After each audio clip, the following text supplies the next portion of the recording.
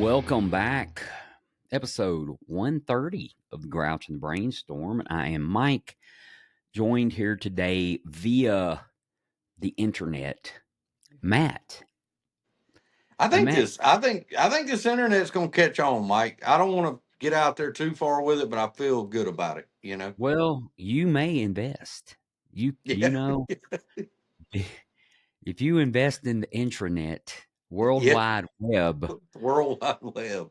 I'm telling you, big things. I'm seeing big things out of this internet thing they've got going. You're saying we could get in on the ground floor of this deal? Oh, oh, right there at Yeah, the tip of the at the head of it, the iceberg thing. Mm, which reminds me, before we started recording, Matt made a very wise statement.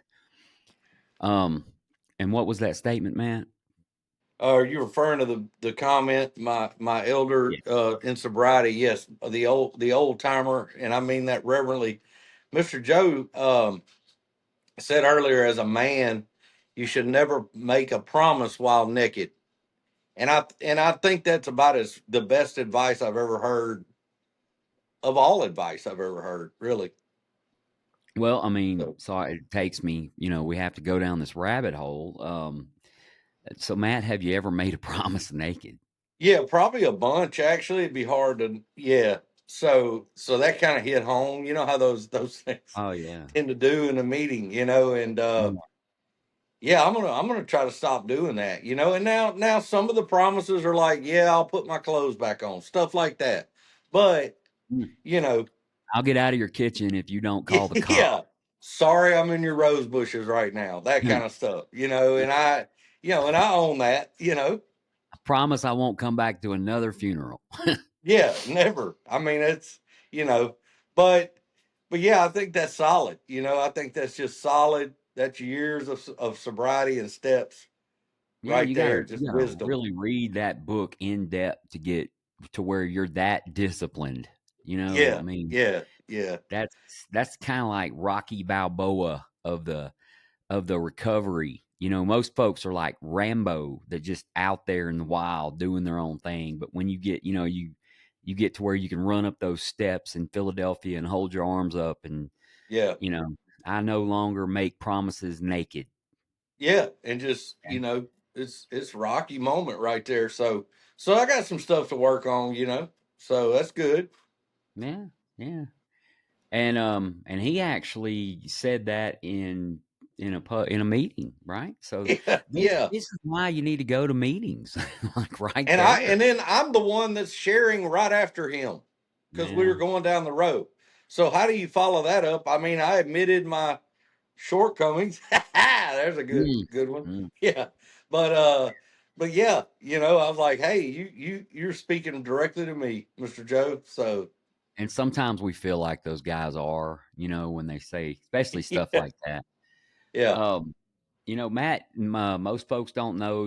The other day you came to us via the internet at a high class luxury hotel, and Oh now yeah, yeah. now you are in one of the rooms of the Koala Club, and Yeah, you know, yeah. I'm trying to hurry before Miss Carolyn catches me. But I mm, borrowed the Al-Anon room.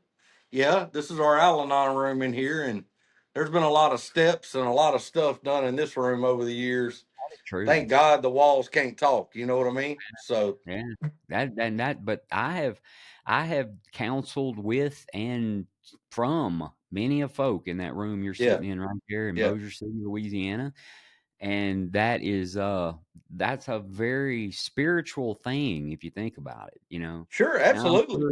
sure some non-spiritual stuff has gone on in there, but that is and that's not one of the highly used rooms. But whenever I do visit with somebody, especially if there's a meeting going on in the other rooms, I'll go into that one. But Yeah, um, Matt, we're gonna finish up here with the doctor's opinion, and just to catch up, everyone.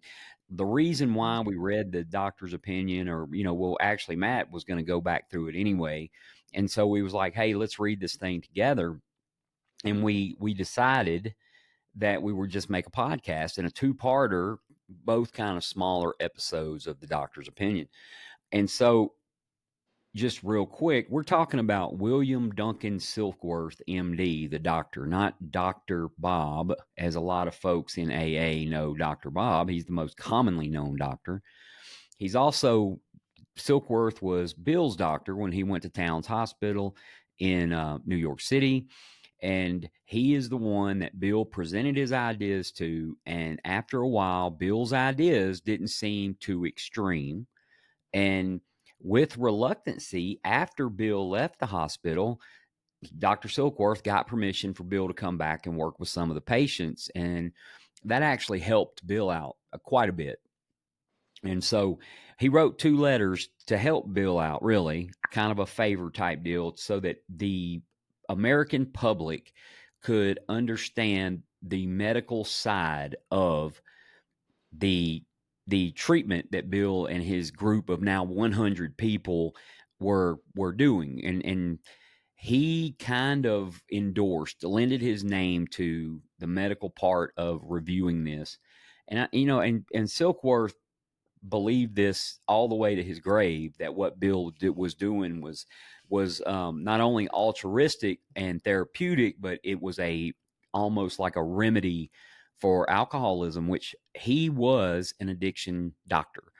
He worked with alcoholics all the time, and he had seen, some that did this and some that did that. But we read the first letter that he wrote. This is the second letter. And I'm just going to kick it right in here, and I'll stop and talk for a second here. But the doctor writes, the subject presented in this book seems to me to be of paramount importance to those afflicted with alcohol addiction. I say this after many years' experience as a medical director of one of the oldest hospitals in the country treating alcohol and drug addiction. There was, therefore, a sense of real satisfaction when I was asked to contribute a few words on a subject which is covered in such masterly detail in these pages. We doctors have realized for a long time that some form of moral psychology was of urgent importance to alcoholics, but its application presented difficulties beyond our conception. What with our ultra modern standards, our scientific approach to everything, we are perhaps not well equipped to apply the powers of good that lie outside our synthetic knowledge. So, synthetic knowledge, book learning, some things may happen outside of that, and we just don't know how to apply it. And this cat, Bill, has figured it out. Mm-hmm. Many years ago, one of the leading contributors to this book, Bill, came under our care in this hospital, and while here, he acquired some ideas which he put into practical applications at once. Later, he requested the privilege of being allowed to tell his story to other patients here, and with some misgiving, we consented. So there was, there right there, there was, hey, maybe not, right? Maybe we shouldn't let this cat come in here. Yeah. Um, The cases we have followed through have been most interesting. In fact, many of them are amazing. The unselfishness of these men, as we have come to know them, the entire absence of profit motive, and their community spirit is indeed inspiring to one who has labored long and wearily in this alcoholic field. So he's saying he's labored long and wearily in the alcoholic field. He, Dr. Silkworth. Mm-hmm. They believe in themselves and still more in the power, and that's capitalized, which pulls chronic alcoholics back from the gates of death. And this is a very wordy letter, by the way. Oh yeah. I'd have just been like, yeah, do it. Just do Working out it. so far. Yeah, yeah, yeah, yeah. Uh, of course, an average alcoholic ought to be freed from his physical craving for liquor. Okay. And this often requires a definite hospital procedure before psychological measures can be of maximum benefit. We believe, and so suggested a few years ago, that the action of alcohol, this makes more sense. We believe, and so suggested a few years ago, that the action of alcohol on these chronic alcoholics is a manifestation of an allergy. that the phenomenon of craving is limited to this class and never occurs in the average temperate drinker. So there are two types of folks here: one that get the phenomenon of craving, and the one that can just drink and don't get the phenomenon of craving. So these allergic types can never safely use alcohol in any form at all. And once having formed the habit and found they cannot break it, reliance upon things human, their their problems pile up on them and become astonishingly difficult to solve. So they get really bad. How about that? Their Mm-hmm. alcoholic habit gets really bad and they can't break it. And they're calling it a habit. And Dr. Silkworth calls it a habit. Now we call it a disease and you hear all kind of things, but he's calling it a habit right there. So, and here's one that you hear like old timers, they quote this little part right here. Frothy emotional appeal seldom suffices. The message which can interest and hold these alcoholic people must have depth and weight. So first off, frothy emotional appeal. Well, my mom gave me frothy emotional appeal, and there was no doubt there's a lot of love in there, right? My family, my kids, ex wife, all of those things, but there wasn't enough love to make me stop drinking. There was nothing emotional appealing about it. If you're gonna get these people's attention, you really need experience, Yeah. and Yeah. you got to have depth and weight. In nearly all cases, their ideas must be grounded in a power greater than themselves if they are to recreate their lives. Okay. And I forgot to mention this earlier. Dr. Silkworth is not an alcoholic. He's a regular dude, right? He's a doctor, regular Right. dude, studied alcoholics most of his career. And so he uses this little sentence here: if they are to recreate their lives. And truth is that we know that our higher power recreates our lives, but he is not a alcoholic. He doesn't practice this program, nor Right. is there a program at the time this letter's written. Yeah. If any feel that the psychiatrist directing a hospital for alcoholics we appear somewhat sentimental, let them stand with us while on the firing line. See the tragedies and the despairing wives, the little children. Let the solving of these problems become a part of their daily work and even of their sleeping moments. And the most cynical will not wonder that we have accepted and encouraged this movement. We feel, after many years of experience, that we have found nothing which has contributed more to the rehabilitation of these men than the altruistic movement now growing up among them. And so Dr. Silkworth just said, we ain't seen anything work as good that we're doing as this. So, Yeah. yeah, I mean, and then if you don't like the fact that we endorse this dude, F you, right? Yeah. He said it nicely. He said, hey, you let it stand in the firing line. Nowadays they get on Twitter and just say F you, you know. Yeah. Yeah. Men and women, this is my favorite part. Men and women drink essentially because they like the effect produced by alcohol. The sensation is so elusive that while they admit it is injurious, they cannot, after a time, differentiate the true from the false. To them, their alcoholic life seems the only normal one. They are restless, irritable, and discontented unless they can again experience the sense of ease and comfort which comes at once by taking a few drinks, which they see others taking with impunity. So they stop for a little bit. Life starts to come at them. They don't like it. They stay agitated. They go back to the only thing that they think is normal anyway, and that's drinking. And they don't understand why other people can just do it and put it down, but yet they go to solve a simple problem and stay drunk for a month or two and wreck and destroy a whole bunch of stuff.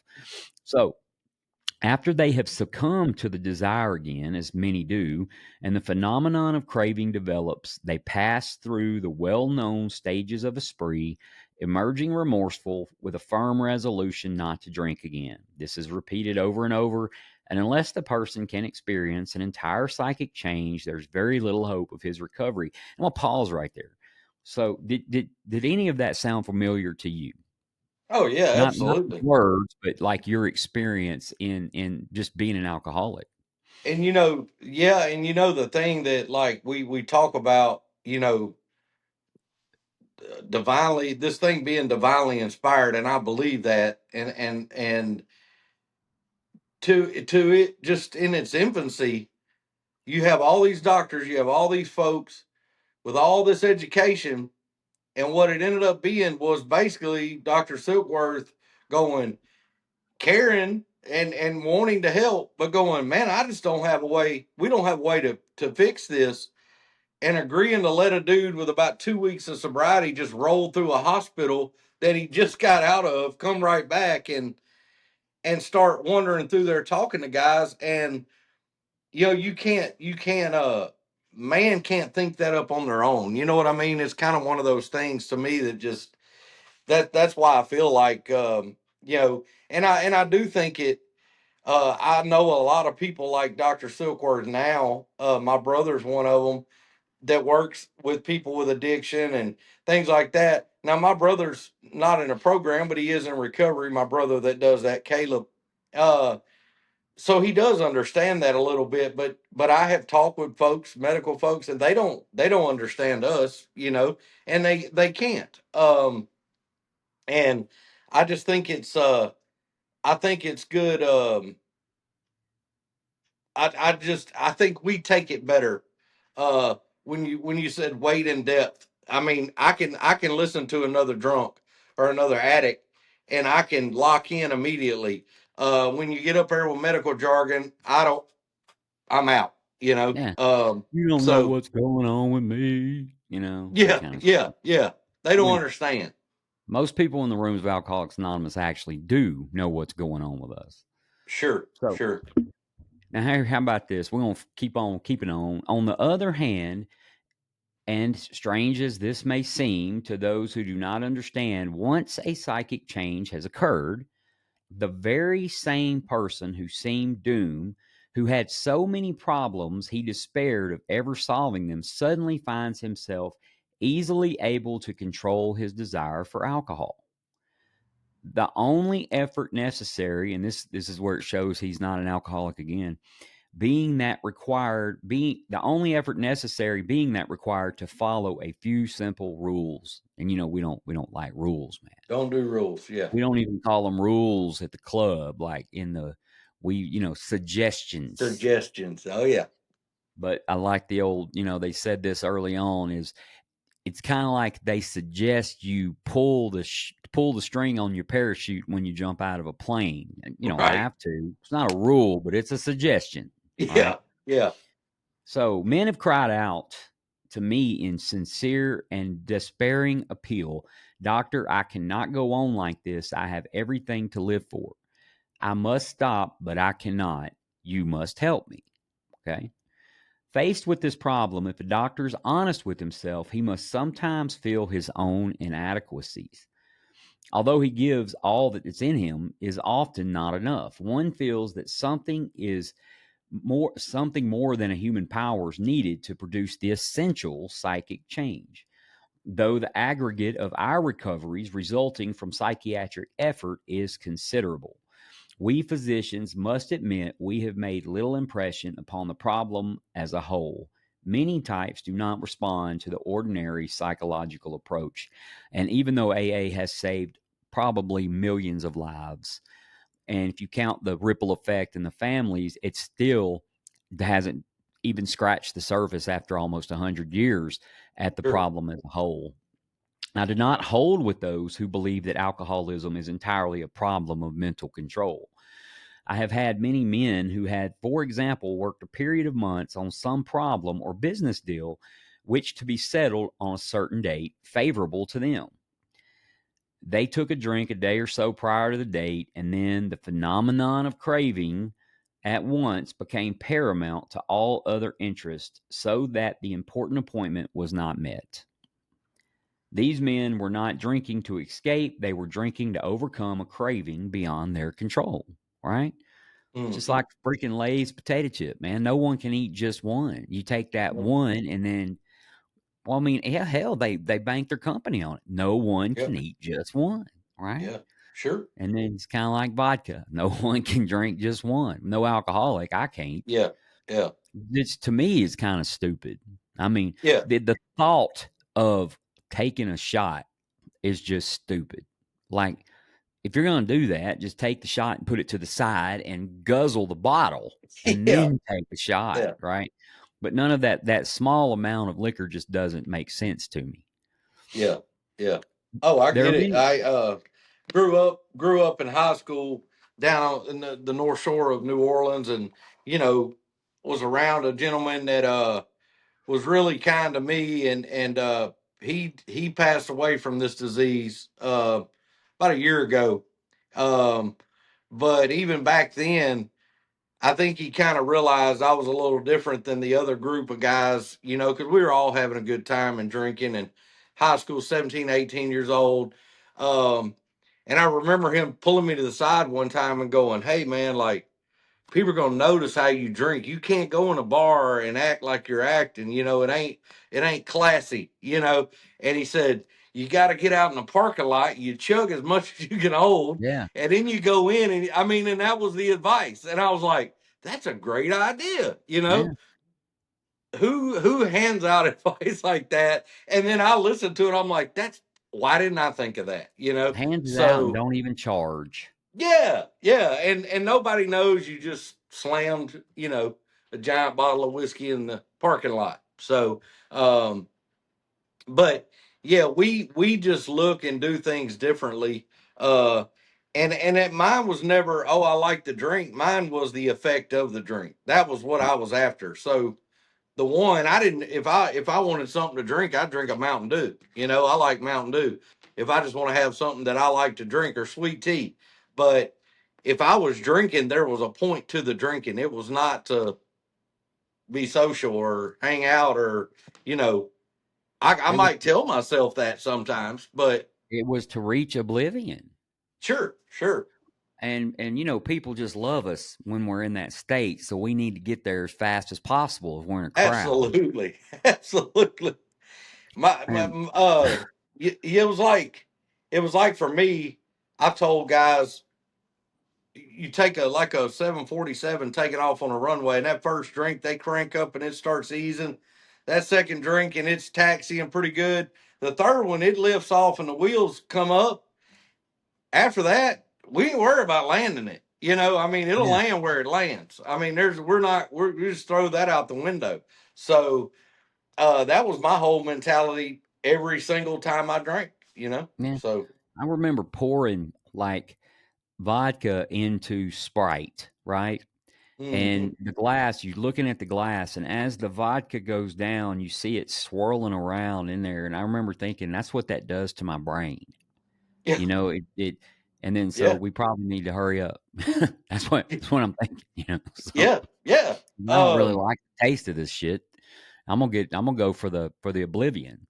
yeah, sure, sure. And yeah, I mean, and it always amazes me. I think they say in the Food and Drug or whatever government thing that does it, and it says alcohol is a depressant. It's never been a depressant for me. It is after the after effect of it down the road, but it's always been a stimulant. It's like cranking up a motorcycle when I start drinking. Um, and I watch people have one drink and I'm getting sleepy, or I'm ready to relax. Not me, man. Not me. And Mm. I never could identify with that. It's So time to start rolling. So yeah, yeah, so he continues in this letter that there are many situations which arise out of the phenomenon of craving, which calls men to make the supreme sacrifice rather than continue to fight. Some people think that statement has to do with suicide. I do not. And that is my opinion, not something important. Just because I have a microphone and headphones doesn't mean anything. But where it says there are many situations which arise out of the phenomenon of craving, which calls men to make the supreme factor sacrifice rather than to fight. And when I say fight, that means in this, to me, it means fight the craving and not drink. And they make the right, supreme factor sacrifice and they give in and they drink. The classification of alcoholics seems most difficult and in much detail outside the scope of this book. There are, of course, the psychopaths who are emotionally unstable, We're all familiar with this type. They're always going on the wagon for keeps. They're always over remorseful and make many resolutions, but never a decision. There is the type of man who is unwilling to admit he cannot take a drink. He plans various ways of drinking. He changes his brand or his environment. There is the type who always believes that after being entirely free from alcohol for a period of time, he can take a drink without danger. There is the manic depressive type who is perhaps the least understood by his friends and about whom a whole chapter could be written. Then there are the types entirely normal in every respect, except in the effect of alcohol as it has upon them. They are often able, intelligent, friendly people. Mm-hmm. Amen, sister. Um, all these and many others have one symptom in common. They cannot start drinking without developing a phenomenon of craving. Boom. Am I alcoholic? Can you start drinking without developing a phenomenon of craving? What is a phenomenon of craving? Thank you for asking. When you start, you can't stop, period. Yep. And you have no control, powerless, right? So, this phenomenon, as we suggested, may be the manifestation of an allergy, which differentiates these people and sets them apart as a distinct entity. It has never been, by any treatment with which we are familiar, permanently eradicated. The only relief we have to suggest is entire abstinence. Oh, nobody likes that word. Nobody. This immediately precipitates us into seething cauldron of debate. Much has been written pro and con, but among physicians, the general opinion seems to be that most chronic alcoholics are doomed. That was the opinion back then. You're alcoholic, Mm-hmm. chronic, you're doomed.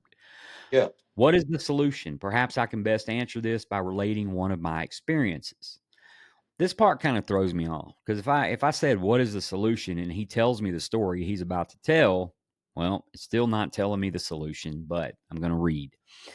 About 1 year prior to this experience, a man was brought in to be treated for chronic alcoholism.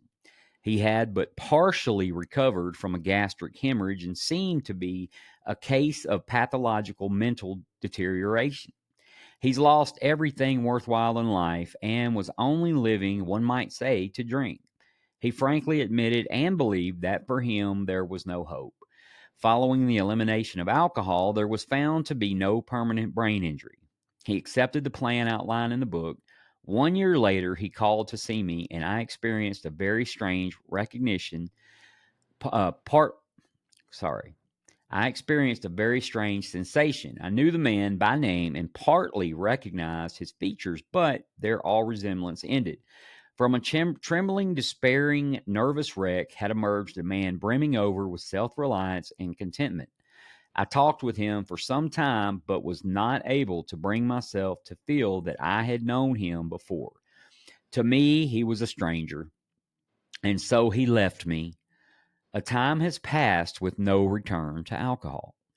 When I need a mental uplift, I often think of another case brought in by a physician prominent in New York City. The patient had made his own diagnosis and decided his situation hopeless. He had hidden in a deserted barn determined to die. Boy, that sounds familiar. He was Mm-hmm. rescued by a searching party, not a search party, but a searching party, and in desperate condition brought to me. Following his physical rehabilitation, he had a talk with me in which he frankly stated he thought the treatment was a waste of time and effort, unless I could assure him, which no one ever had, that in the future he would have the willpower to resist the impulse to drink.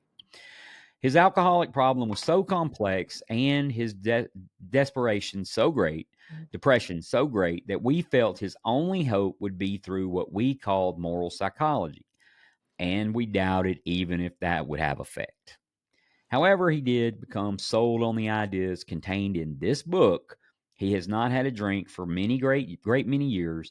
I see him now and then, and he is a fine specimen of manhood, just as yourself, Matt, Yeah. Thanks, Mike. as one could wish to meet. One what? We don't know. Okay. Yeah. And then Dr. Silkworth ends this second letter with, I earnestly advise every alcoholic to read this book through and through. Perhaps he came to scoff, may he remain to pray. And that is the end of the doctor's opinion. That was William D. Silkworth, his opinion. Um, and a lot of the old timers will tell people to be, and I'm just going to say this, and I probably wouldn't normally say this just out loud. Um, I probably would not suggest somebody at their first meeting go home and read the doctor's opinion unless I really thought that they were in a really desperate state. Yeah. And that is coming from my um experience, because I had read the doctor's opinion many times at the suggestions of counselors, psychiatrists, and other people, and it never did anything. And then, at that first meeting, maybe first real meeting, I call it, I'd been to many a AA meeting and never even thought about staying. But that first real meeting I was in a real desperate state, and Phil told me to go home and read that, as I said in our last episode, and I did. And I understood it just a little better. And basically, it just means I fall into that category of people, man, that just can't drink. Mm-hmm. Yeah. I just cannot do it. And that sucks. I'm with you. I'm one I of say them it too. sucks. So here's a thing that a lot of people don't think about, Matt. And you're a little bit younger than me, and I don't miss drinking. I really do not miss drinking. I'm 52.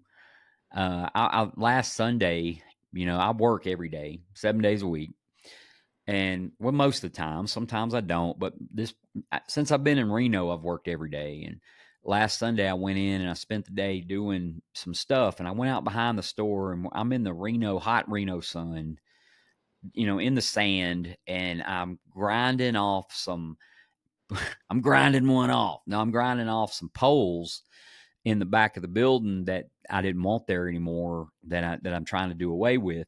And I got them all grinded off, and man, the next day I could barely wake up, barely get out of bed. My back was hurting and things were hurting and places that I didn't have when I was younger. And I don't know if my body could handle the physical torture of alcohol at this point. It was Yeah. just so physically, psychologically was enough. That was just, man, that was horrible, right? But the physical part of it is something that, I don't miss any of it. I just don't. I look back on it after all these years. I have had a psychic change. My opinion and attitude on alcohol has changed. But I look back after all these years, and I wonder, how the hell why did you do it? But Yeah.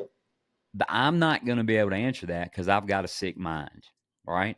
What I need to do to answer that is written right there in the doctor's opinion, which said, dude, you didn't have any control over it. The only Yeah. control you really had was go get help. And every time you did, you took back control and it Yeah. got you in that area. So, as far as it being an allergy, I think science has came to a point in, I think we're at a point in technology where we know why an alcoholic is an alcoholic. I don't think it has anything. I don't think it's top secret information. Anybody that stays in a treatment center in a decent amount of time knows how alcohol affects the brain and why we become alcoholics, because it physically changes your brain, Mm-hmm. and your brain don't physically change back overnight. It has to grow back together. So, but the doctor, that is his opinion, and we've banked on it, and I don't think anybody's ever went back on that. I have watched YouTube videos on people that are naysaying the doctor's opinion. None of them amount to anything other than it's not an allergy. Well, I mean, Yeah. that's what they compared it to, was an allergy. I can't think of anything other than to compare it to. Well, and that's the thing too, is like what else you want to use to. We have to figure out how to treat it. So an allergy, if you have a better explanation, let's hear it. But when we realize it's an allergy, we can start to treat it and we can come up with Yeah, a plan. Um, yeah, I had a guy who was on this sobriety thing today. They were talking, and this guy put a question up there. He was early in his drinking career, and he said, what were the stages of alcoholism for you guys? And people were putting one was this, two was this, three was this. And I answered that. I thought about that for a little while. And I was like, man, mine was from the first sip. And I wasn't physically dependent necessarily the first sip, but it was mentally, I knew something had changed. And so I do think the doctor's opinion is very important because I think people like us, it's almost an unstoppable deal, and from then on, it did progress, but it was always on my mind, even if I wasn't drinking, it was always there, and so I mean I Yeah, drank and that's alcoholically from the first time, mine so was like that too. You know, and I guess there at the end it was so bad that, once the alcohol fully left your body, it was more of a physical craving than it was a mental obsession. mhm. The mental obsession would be just not stopping able to think about it, but my body needing it to quit shaking. Yeah, I would have to have quite a bit of alcohol in order to feel normal, like yeah, just normal, like I'm right now. This physical condition, and it's I'm gonna read this real quick, Matt. I googled phenomenon of craving, and it says the phenomenon of craving refers to an intense, uncontrollable, and abnormal desire to consume a substance or engage in an addictive behavior once a person with a substance use disorder has started. Coined by our very own William D. Silkworth and described in the Alcoholics Anonymous Big Book is a physical reaction, not a matter of willpower. There you go. yeah, there you Phenomenon go. of craving. Phenomenon of craving. No one can drink just one. That's right. I Yeah. put Who Dot's ain't pretzels in drink the one? same category as Lay's potato chips, though. Dot's pretzels are extremely expensive. They are, and they're worth every penny, just in my humble Well, opinion. I mean, so I've only eaten them once, and they were out of date. So maybe I mean, I don't know. I don't know how's a pretzel even go out of date. I mean, I don't know. like you got out of date wine. You got how's that even happen? Yeah, I yeah, mean, yeah. the older the better. I guess I don't know. Yeah. I was going through Sam's getting some stuff for work the other day, and they had cases of beer, just stacked pallets of beer. And I remember just riding by, and my little smug alcoholic ass was like, "That's not even that much of a savings," That's what I Yeah. was like I know it. Anyway, yeah, I don't need to be by myself. I'm like, Well, you're I not mean, even here's the saving deal. nothing. I live, here in Reno. The average price of gasoline is $4.22 a gallon, right? Ooh. And I fuss about gas, right? I can't believe gas is this high. But if you look at it, how it compared to how much vodka cost that I never Oh yeah, complained about, that's roughly $25 a gallon, right? That's how much absolutely. it was when I was drinking Yeah, 15 years ago. And I never said a word about that, but I'll bitch about gas being, and I consumed it faster than the car consumes gas. yeah, yeah. Yeah. I get it. I So, get it. but yeah, it is $4.22 a gallon out here. Whew. And yeah, yeah, Proud that's of the that cheap stuff. places. One time, I've only got gas once since I've been here. Um, but one time, I found it driving down the road. I was out way off, probably about 15 miles out of town. I seen some for about $3.89, and that's been the cheapest I've seen since I've been here. Man. So, well, Matt, that Mm. wraps up another show. Hit me up whenever you think of another topic. No, actually, Coleman would like to record on Sunday if you're available. We'll Yeah, see sure. if you can't, we'll go from there. But it's going to have to be after 4 p.m. Central Okay. Standard Time. Right now, see where I'm at. It's 5:33, and Matt, for you, it is 7:33. It is. So I'm gonna go ahead and call it. And unless you got something to add, any announcements? Not a thing. Not a thing. Okay. Looking Well, if forward you to think of Coleman. something, You know.